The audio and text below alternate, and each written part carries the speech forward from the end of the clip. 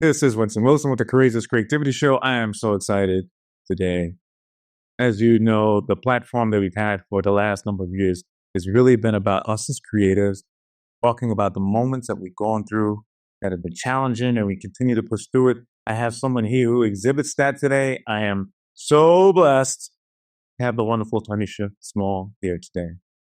Tarnesha, welcome to the show. I appreciate it. Yes, thank you for having. Her bio, everyone, is just phenomenal. You got to hear this. Please perk up your ears wherever you are. Tarnesha is the daughter of two Army veterans, father Carlton Robinson and mother Emmy Robinson. After her parents retired, they raised her and her two older sisters in Columbus, Georgia. As a child, she always had a passion to entertain and has had a background in singing, dancing, cheering, and modeling on commercial print and runway. Once she decided to officially pursue acting on a professional level, she began training with seasoned Emmy Award Winning Actor-writer GregAlan Williams. More recently, she's trained with celebrity coach Sarah Mornell.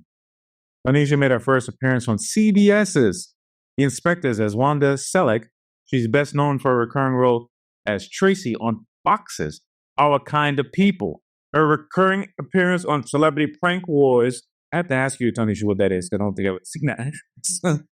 And executive produced by Kevin Hart and Nick Cannon, and her thrilling lead performance in BET's Distorted, playing the role of Ray. Let's give it up wherever you are to welcome the amazing Tarnesha to us today. Let's thank you.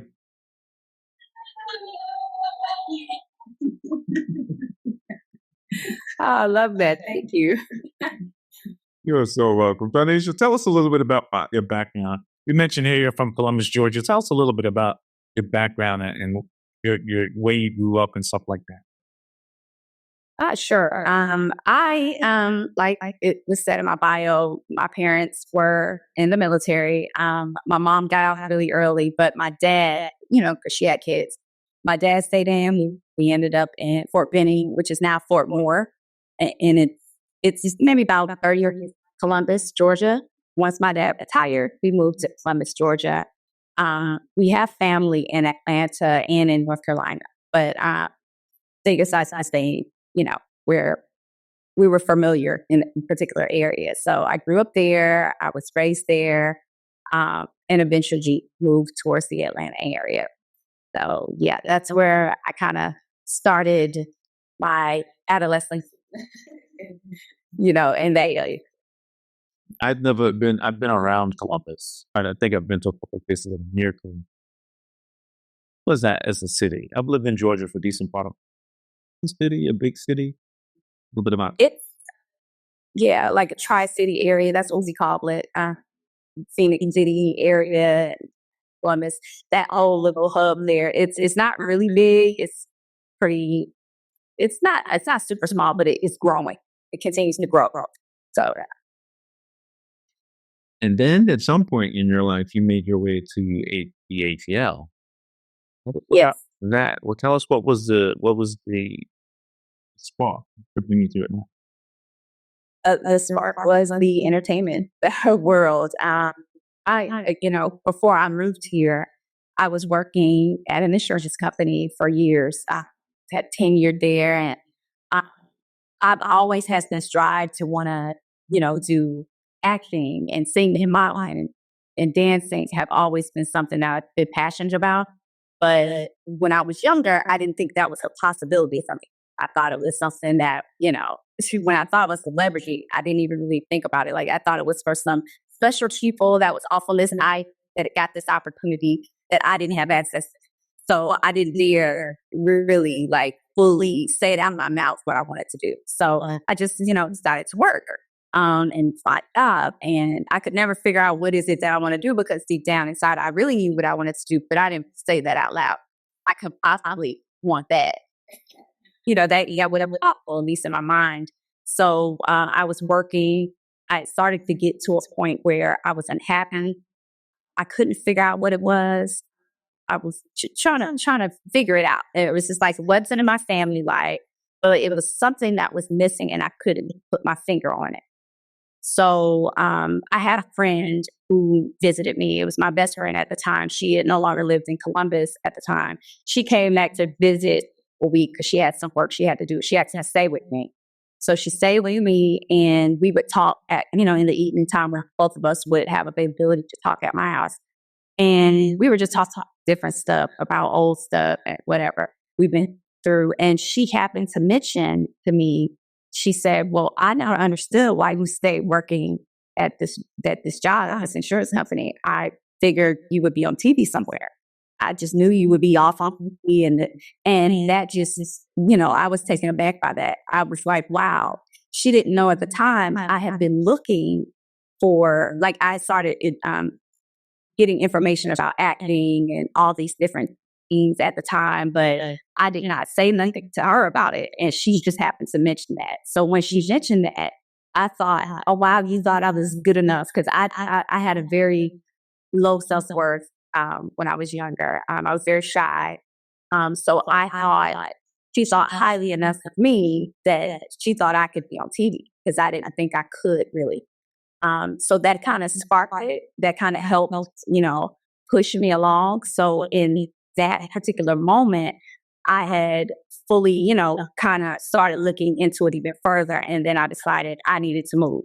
I needed to move and come, go closer to where the business was. And at the time, Atlanta had started progress in the entertainment world. So me and my family eventually moved this way. So that's kind of how I migrated here.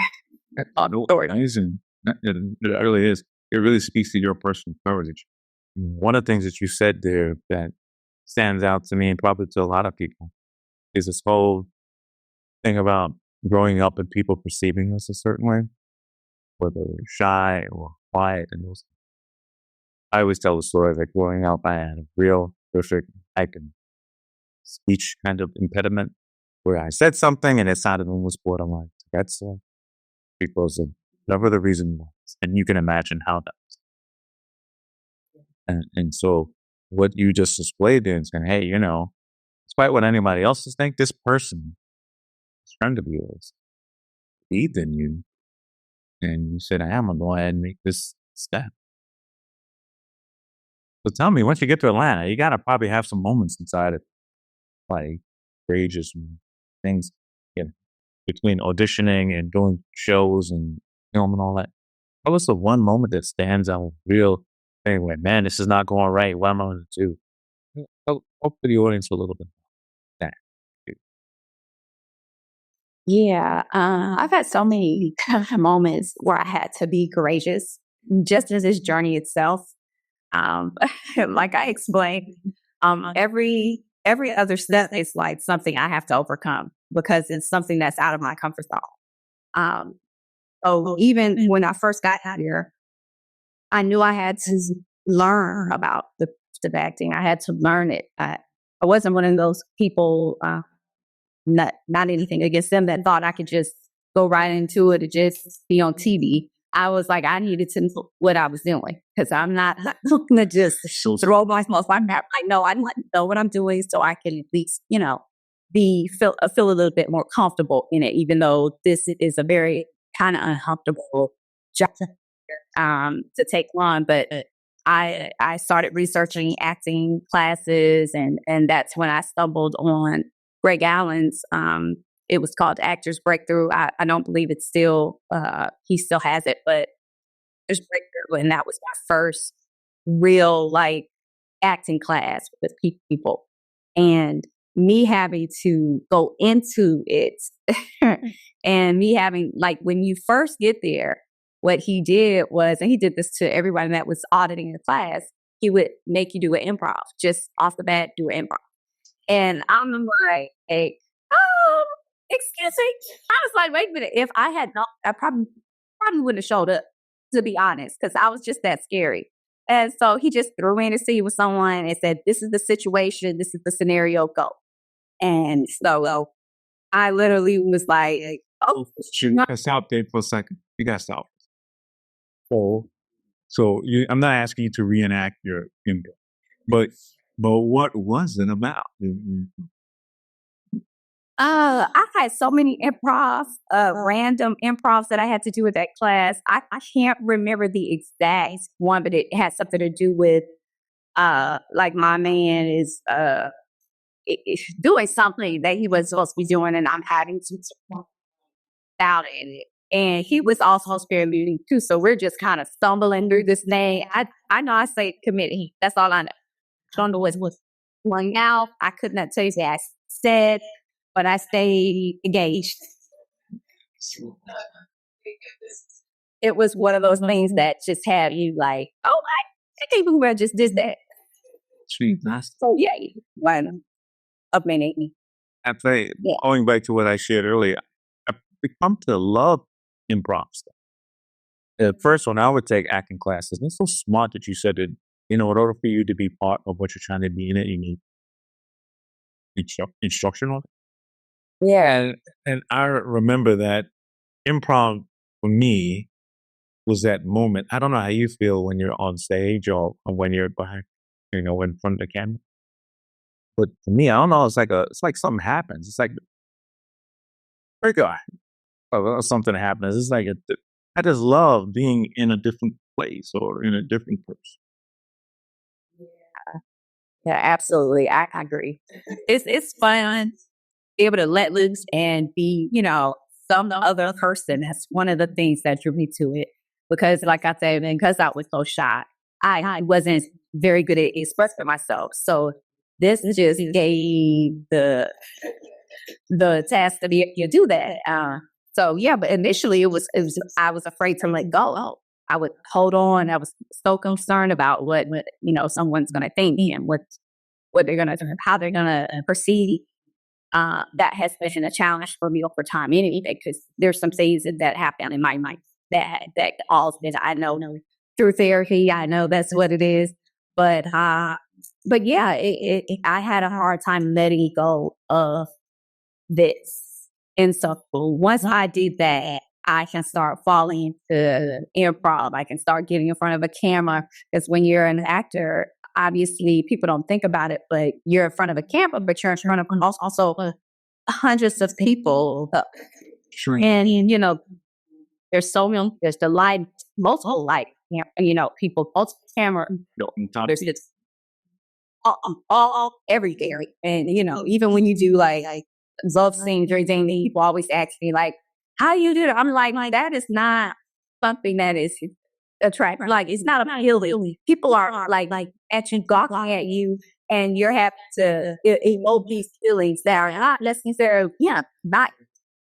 You just have to get true. So you have to feel things, and you have to show and be vulnerable to everyone. So it is something that is important that people don't think about. Like, yeah, it's very fun to also be a villain and be someone that is just not me at all. Because I played plenty of like Wanda from the Inspectors or CDS. I had to be someone that's a criminal. So like this is not, Gotta find a clip of this where you're using your I am sure that was a total difference to do. Played a couple of little characters, but it's fun. Is that your most fun, or is it fun to sometimes play the more protagonist, heroine kind of thing? It's kind of fun to be sassy. I absolutely love that, because I'm not like that in my day to day. Like, I'm comfortable around family, obviously, but when it comes to playing a character and being able to emote these feelings and be very strong and confident, where I was lacking that, it allows you to do so, and without me any like I literally commit, and I love the feeling of being confident, because that's something that I will continuously work on, in my life. So I really like playing confident characters. Yeah, It just doesn't. Makes such a great point. People, confidence is, we all can have, but it's challenging because we just, whatever has occurred. You mentioned something that I hope the audience, everyone here, is mentioning the word therapy. And it's something that you sought therapy, and so have I, and so is many of us.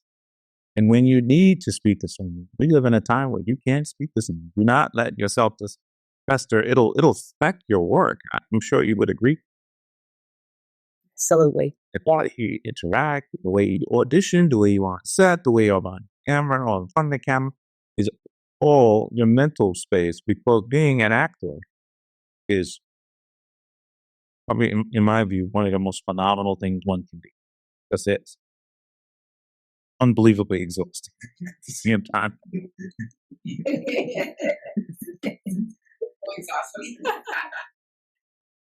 Who's a mentor for you? Who's someone that you look up to at this point in your life? Do you see, oh, I'm so glad this person's giving you guys? You mentioned your friend earlier.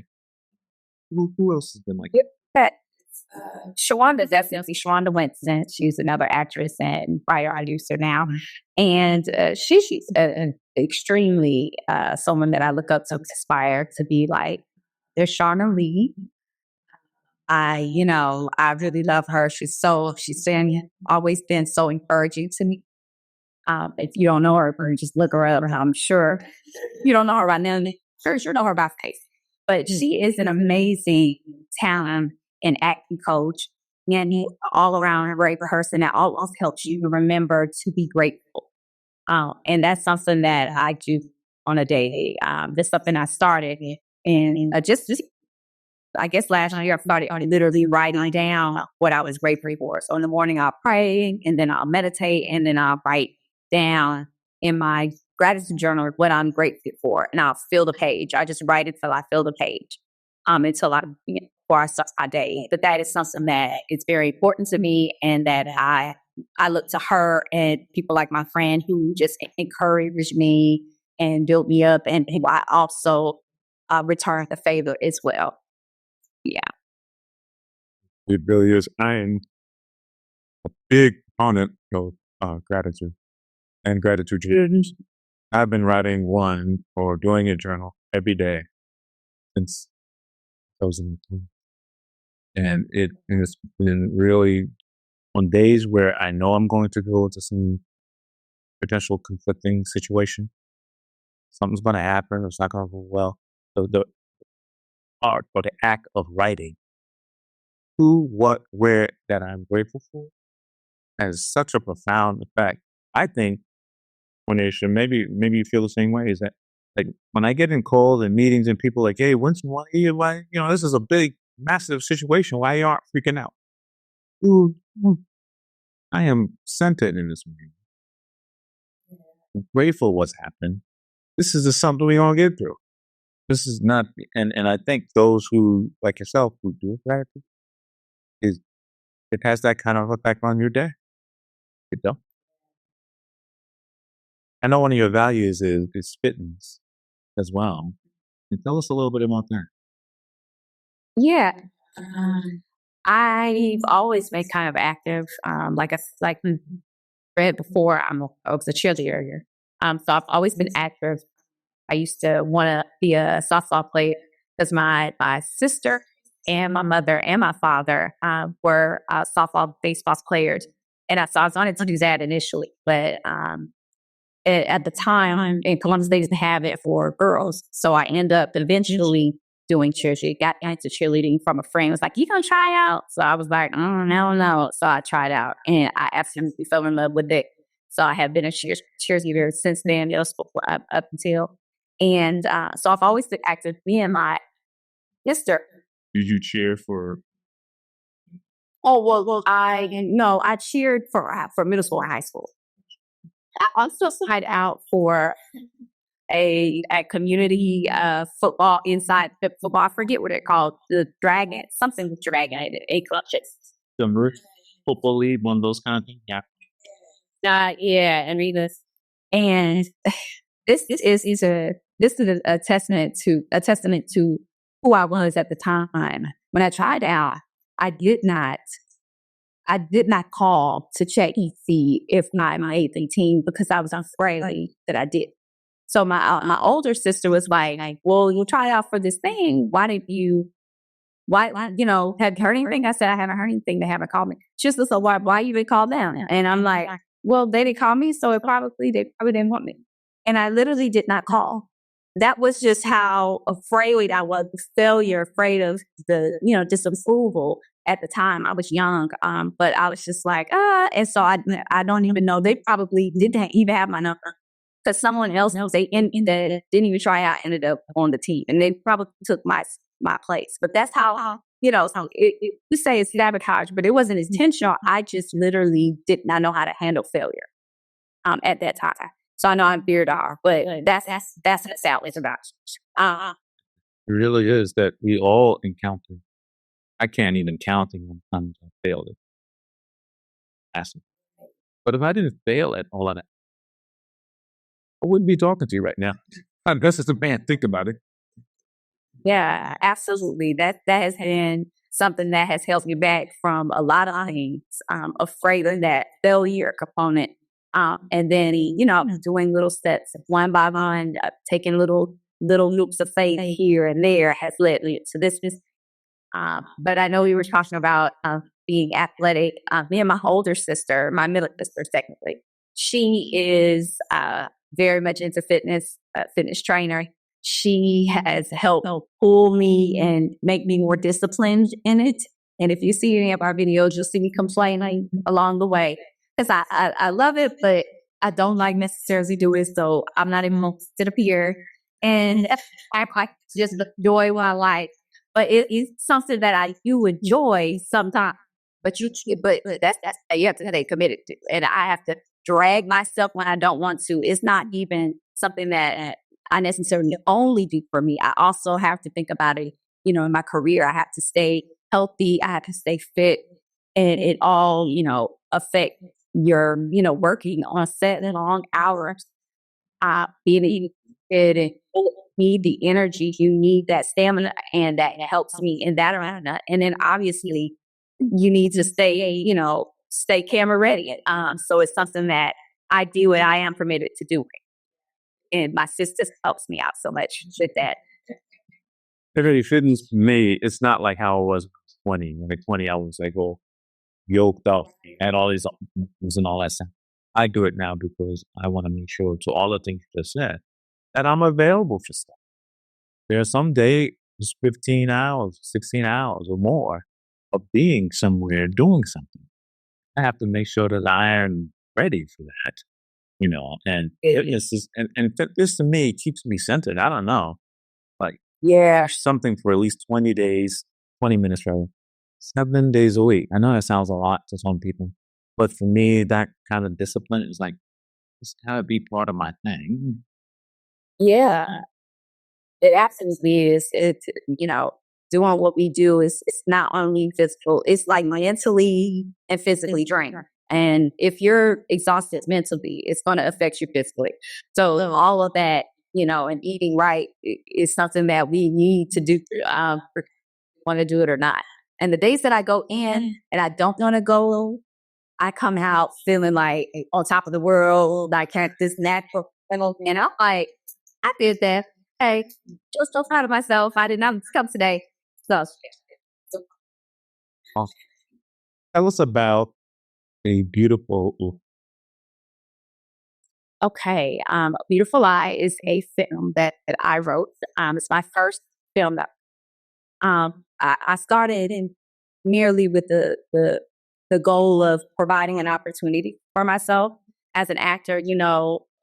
A lot of times we're just kind of waiting around for the next audition. When is it going to come in? Or even when you have the auditions, you can get so many. You get a lot of no's. You get, they pick someone else, and you're just waiting around. So I decided to write. It's a suspense thriller. It's about a couple. Her name is Terry, the female who I will play, and she is in this marriage and this life that she had for herself that looks seemingly perfect, but it is not quite like that. So without telling it, very some comes up in her life that she has to deal with that has just completely changed her whole thought process, her trajectory with her life as it seems, as it stands. So yeah, I'm really, really excited about it. I'm gonna do a crowdfunding for it in the next couple of months, hopefully in March. And hopefully I raise the money to, be able to shoot it. And if it's not, then we going to do something else until we can shoot it. I'll figure it out. But yeah, I'm pretty excited about it. And I'm happy and proud of myself for getting through it because it took me a minute to write it. The thing I really appreciate about what you've done is that a lot of times I talk to creators and we're all waiting. We know that something's going to occur. We just know it. The more you feel like you're about to not get there, is the closer you are. But what I do really appreciate about what you said is that you said, I'm going to write a story. I'm going to be the lead person and I'm going to produce it. That to me is the way that our creative lives sort of these days are framed around. We keep waiting for somebody to say yes because, we all get a lot of no's. So, but we sat around waiting for the yes, which will come. We won't do it. Yeah, I'm just nagging, just sitting there waiting and wasting time. I just got tired. That's exactly right. I'm a creative. Let me write my own movie. What the heck?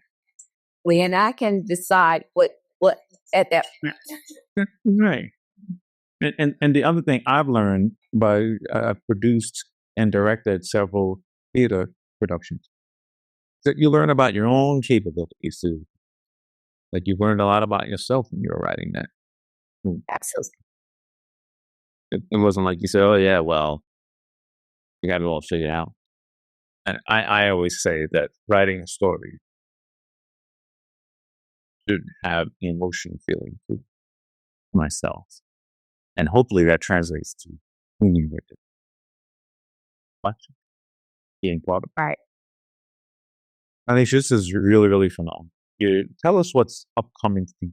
I know you've got a couple of movies that are in the wings there. Tell us about some things that come. Okay. I have, like I mentioned before, Welcome to the 40s.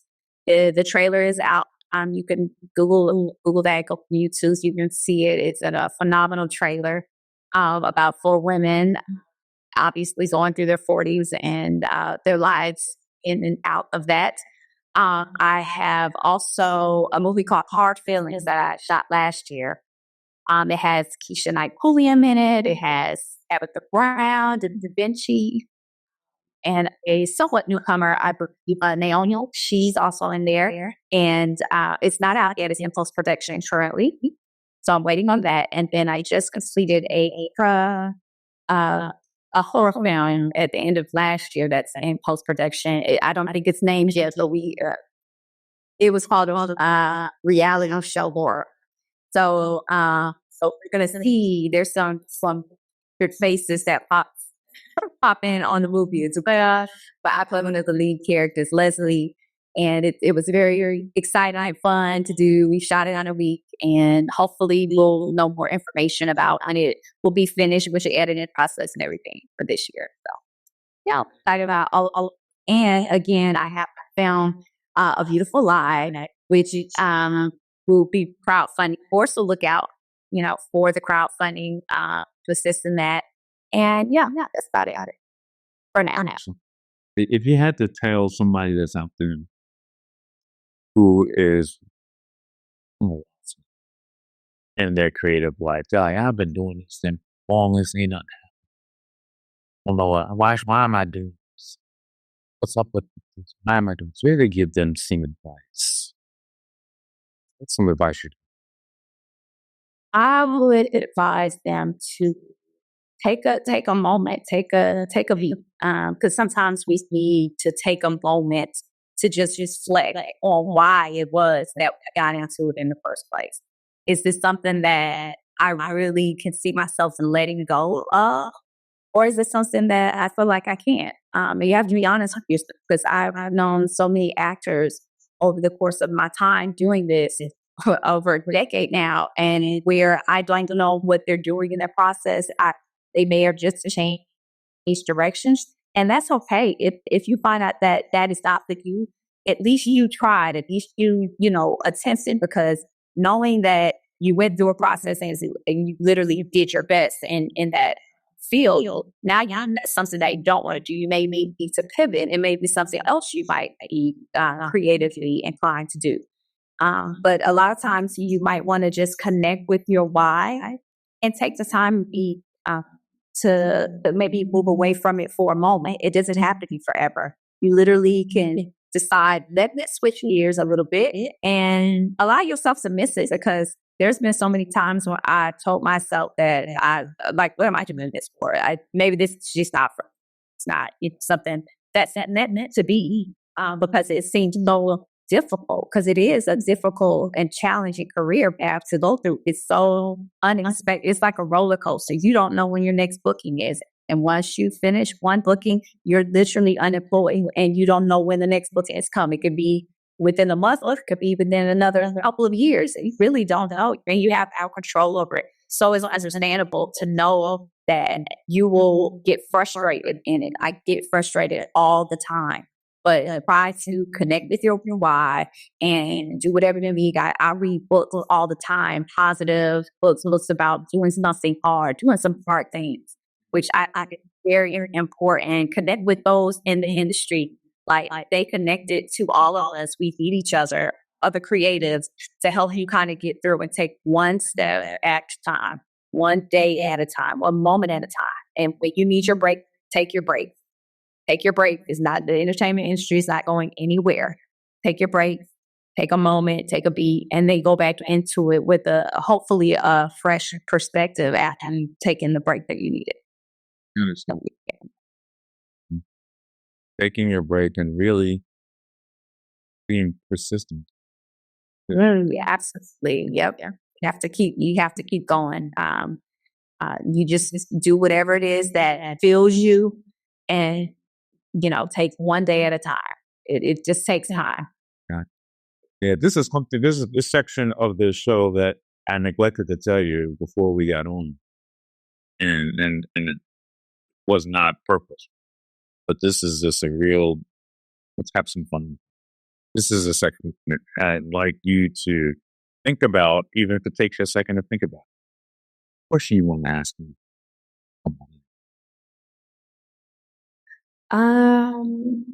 What moves you? What do you have anything specifically that drives what you do? Thanks for that. I do. My values are: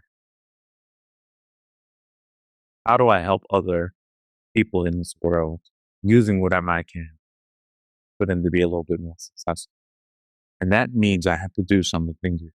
Well, I have to take care of myself, make sure what I'm consuming, whether that's in my mouth or in my eyes, that is helpful. And I really have to think about, when I'm doing something, how is this contributing to the community? I'm not one of those people that I don't know like Bible verses, but I do follow Jesus. So if you ask me for Bible, I don't know. I, I don't keep those in mind. What I do know is that the one mandate in life that makes sense to me is that doing anything for me selfish is not a great thing. Being there for others is what every single day, I'm telling you, every single day in my life, I find somebody and talk to them. I reach out to them. And I just say, hey, how are you?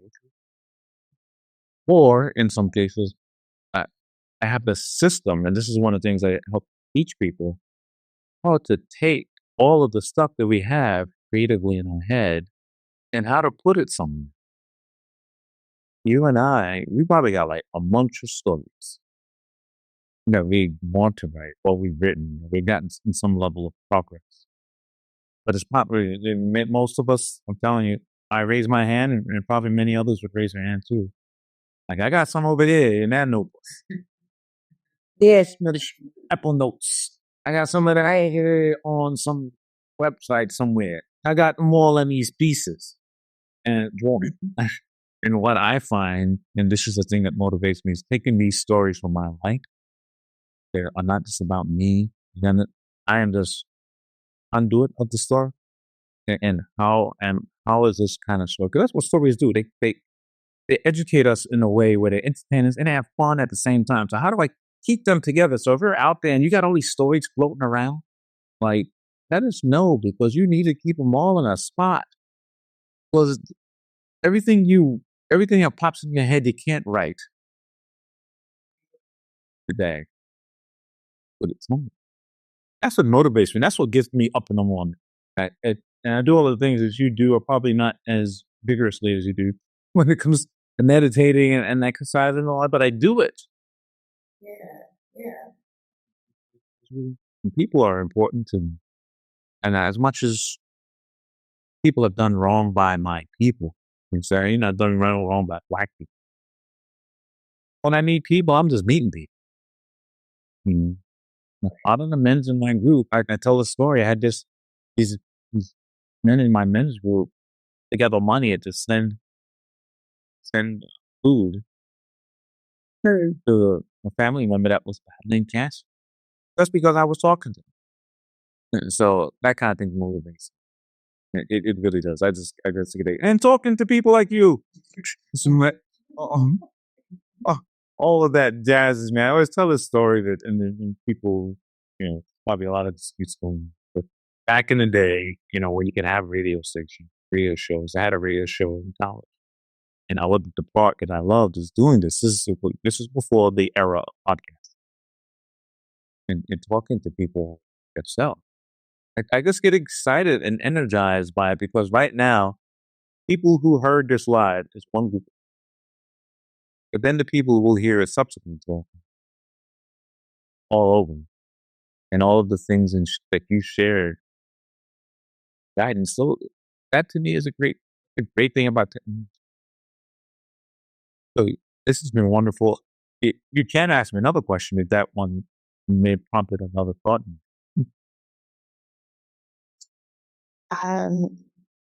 What are you currently working on? What are you currently working on? Share.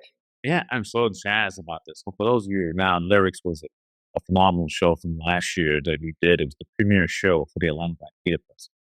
It had a great response. We had our own DJ. It was just like, I like making shows that are, so people should see a return of Lyrics here. To see that come in. The one thing I've been working on, I talk about this ad nauseum, is that for the last almost 20 years, I've been working on a novel about a family member, a family. So the family has mother, father, son, brother, person, but they're fragmented, and they're all here in Atlanta. They're all fragmented, like a lot of families. It's the bull-offs. So and so they've got that all happen. Then a supernatural thing comes to the world that creates a doppelganger family. And so they have to reunite. Okay? And this story, it's just trademarked and copyright. So if you out there, don't steal my. So it's called Family Sipper. And it's just really about how we find each other when we're going through stuff. It's the biggest thing I've ever created and written. For those of you, I am definitely geeking out on some AI technology. So I uploaded a lot of the sources over these last 15 years, and it created its own podcast using a tool called GregAlan, where this is a Google, where it talked about a lot of the sources in the novel. And Tarnesha was like, oh my gosh, I made this bigger than even I thought. We're about a one. This is not a ring. This is not a one novel thing. This is not one. Good. It just is. And I don't know how you feel about this, and maybe you have some thoughts on this, but when you talked earlier about this being quiet and the labels that comes with being quiet, like, being shy and all of that stuff, and how we have to overcome that. Being creative to me is a direct result. It's almost like a spiritual thing.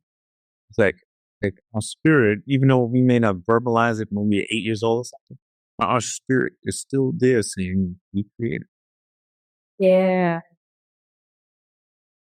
I totally agree, because I've always been led by the spirit, like literally, like things that I could not shape or could let go.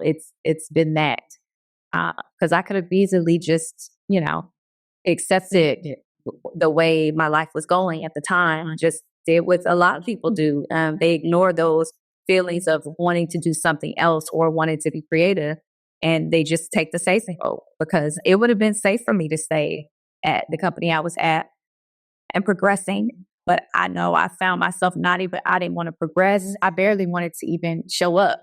So that was in me that kept telling me, this is not it. This is not the way my son's life is supposed to go. And that's the thing that I could not shake is that feeling of there's more to life than what I'm currently seeing. There's something else there. And once I was able to open up to that and accept it, and with obviously some outside, influences as well that helped me with that, that really helped me move in the direction of the creative and just let fate do the walk after, hold on to that and let it push me and propel me forward. So someone wants to connect with you or they want to see what you're up to. What's the best ways to do? I'm on Instagram and my page is Tarnesha_Small. That's where I put all of my all of the things that I'm doing creatively. Yeah, and I'm on Facebook as well, and I have a YouTube page, but I need to do like you, and I just need to grow it more. I plan on making like that as well, but on Facebook and on Instagram, and also my production company that I started, which is called CTS Entertainment. That is also on Instagram as CTS Entertainment, no spaces. So you can find some information about the project that I'm doing as well there and on Facebook, saying the same thing. I'm so excited about what you're up to. I'm going to ask this obvious question. We would love to have you come back and spend more time. Be back on the Courageous. Yeah. Absolutely. Yeah. I appreciate being on here and that you asked me to join you. It's awesome. So I probably should have said this earlier on, but we met briefly at a Fulton County home showcase. So shout out to Michelle Taylor Willis, who at the last minute invited me to be a panel posting about acts. Tarnesha was in the audience, and as you know, the audience prepares it from dispersed, etc. We didn't have a chance to chat, so I said, "Let's chat, and let's do the podcast." And as I looked at her IG, I said, "Oh my gosh, this people need to hear your story." Oh, thanks. Yeah. Thank you. We're here in Atlanta. Atlanta's pretty much. And so no matter where you are, so if you're listening to us across the earth, when you woke up this morning, whatever you believe, what's the entity or deity or whatever you believe in, imbued you with a spirit. Say, hey, you got fight something, hey, you gotta act, you gotta create something. That's to me is one of the things that separates us from most of the things. We should just really embrace it. Really, it's hard sometimes. We all have a moment of trauma. That's it. Sometimes it's a burden. Sometimes it's just. And so, how do we handle that? And this is my view: is that we had the trauma, of course, be more creative. Oh, also, trauma in our lives, we should be real. Things that have happened to us, those aren't like itty bitty things. Those are psychological. We learn. We do. I mean, just how else they never do this or never like this. We do like we should do. Creating a production. Normal acting. That to me is what we do. That's how we live life. It's so great to have you. I am so look forward to having you. And if you're out there and you are watching this, whether it's now or you're on the watching us via podcast, please feel free. If you want to be on the show, just let us know. You'll have some links there where you can just put in and say, hey, I want to be on the show. And then we'll send out the link to you and have you share your story as well. This has been so inspirational. I'm so looking forward to following you, seeing what you're up to, but also having you back on the show. Thank you so much. Take care, everyone.